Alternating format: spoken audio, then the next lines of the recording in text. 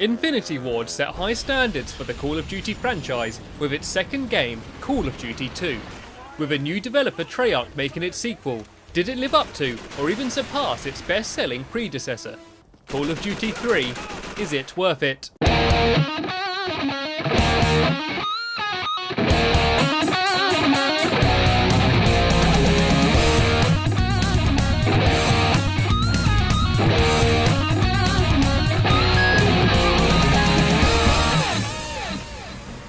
After the standard tutorial section where you learn the basic controls, Call of Duty 3's campaign gets off to an explosive start. You are thrown right into the middle of a vast and spectacular battle as you assault up a graveyard and become almost overwhelmed by gunfire and explosions. After this dramatic opening, the action eases off the throttle as the game struggles to retain the same level of excitement throughout. You will find yourself in familiar territory if you've played any other Call of Duty game or other military shooters. Objectives rarely deviate from blowing things up and shooting soldiers, and things can start to drag after the first few missions. Rule 1. You're no good to me dead. Rule 2. What difference does it make? You'll all probably end up dead anyway. The campaign is longer than most Call of Duty titles, with 14 lengthy chapters for you to battle through. For the most part, these chapters do very little to vary gameplay, but a few moments attempt to try something different, including a trivial attempt at stealth, a couple tank missions, and one chapter that allows for a brief period of free roaming in a jeep. These moments are a welcome change, but are short-lived and the action always quickly reverts back to repetitive gunfights. But repetitive though they are, gunfights are still Call of Duty 3's strongest aspect. Guns look and sound like you would expect, with authentic sound effects and animations that give weapons a sense of realism. The sticky auto lock-on and large amounts of recoil might sometimes feel awkward to people that are used to more modern Call of Duty games, but after several hours, anyone will have mastered several weapons and be slaying Nazis with ease, and you will always have plenty to kill. Large numbers of soldiers on screen at the same time can give battles a sense of scale, but the seemingly constantly respawning foes can sometimes make firefights drag beyond the point of enjoyment. Repetition isn't the campaign's only issue. Unfortunately, it's just one of many. Call of Duty 3 is a very buggy game. There are animation oddities, lighting glitches, stupid AI, moments when you get stuck in walls, invisible walls, dialogue being looped, shaky camera movements, unrealistic physics and death animations, floating objects, and even occasions when you fall through the floor and are forced to restart the level.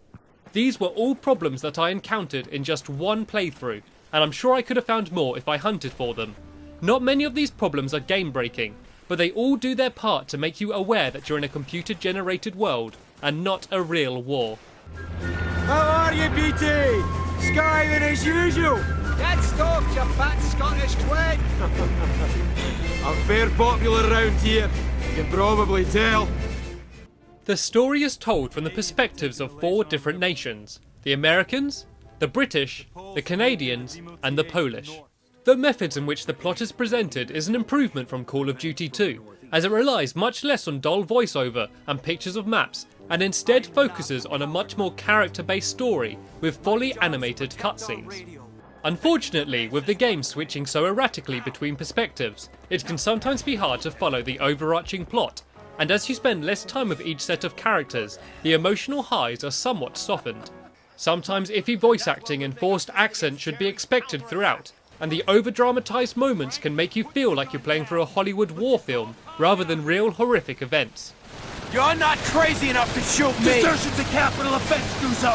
Shooting you won't be crazy, it'll be the sanest thing I've ever done!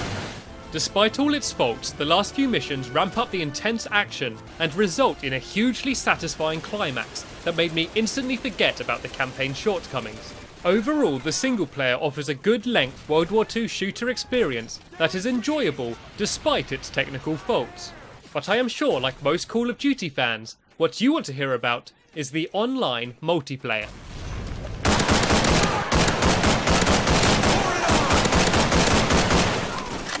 The Call of Duty 3 multiplayer has 9 maps that can be played on 6 different game modes: Battle, Team Battle, Headquarters, War, Capture the Flag, and Single Flag CTF.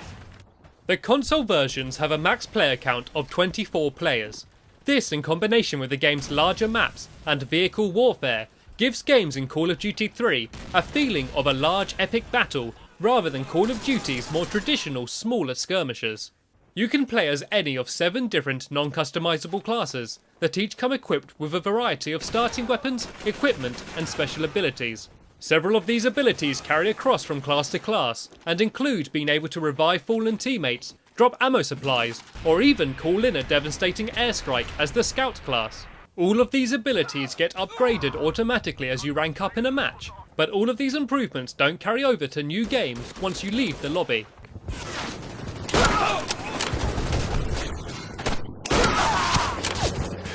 The weapons and game types are generally well balanced, with a combination of different classes being the key to victory in team games. This is a nice departure from Call of Duty 2's almost sniper-only affair, and keeps games from getting tedious. Unfortunately, not everything in Call of Duty 3 is quite so well balanced. The spawning system is particularly flawed. Spawn points rarely ever switch, meaning that you'll frequently have your entire team stuck in their spawn, while getting bombarded with grenades and gunfire. You can also expect to sometimes spawn directly next to an opponent, and vice versa. Other common Call of Duty frustrations are also present, including being blown up by almost invisible anti-personnel mines and overpowered grenade launchers.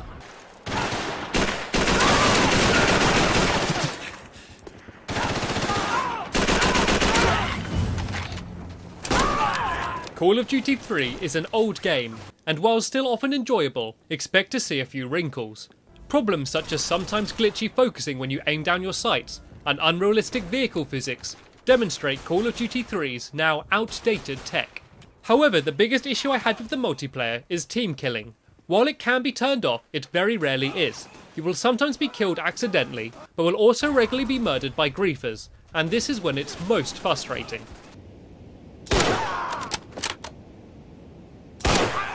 Despite the multiplayer's numerous flaws, when the conditions are right, Call of Duty 3 can offer exciting and fun matches of the like you can't find in any other Call of Duty game. The large maps and vehicle warfare won't be for everyone, but there are also several smaller maps that offer faster paced infantry-based combat of the likes that we have now come to associate with the Call of Duty franchise. With a still relatively strong community, you will be able to find plenty of fully populated matches over 6 years after the game's release. I was also pleasantly surprised to see how little lag there was throughout all of my online endeavours. Call of Duty 3 offers a sometimes explosive, but more often repetitive campaign mode, and a multiplayer that does have its problems, but overall is still great fun to play to this day. It might seem dated to players that have only experienced more modern military shooters, but for anyone that's looking for something a bit different, Call of Duty 3 is worth it. They'll give you a promotion for this. They'll give us all promotion for this.